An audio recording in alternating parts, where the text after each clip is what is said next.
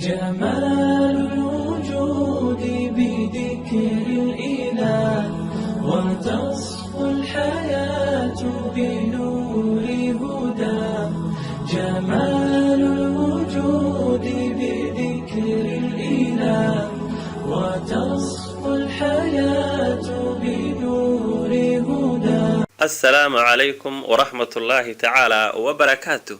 iyadoo ilaahay subxaanahu wa ta'ala nicmooyinka uu inasiyay aynaan tira ku koobi karin, sidoo kalena ilaahay uu inoo dhammaystiray abuurka jidhkeenna.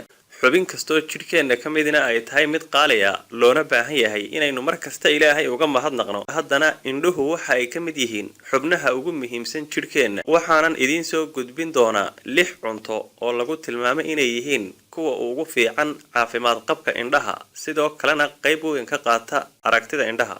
kuwaasi oo kala kaarooga ama jisarka,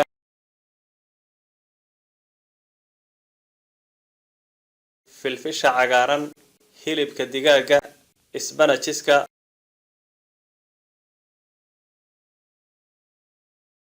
baradhada macaan, kalluunka gaar ahaan nooca loo yaqaano sardiinka.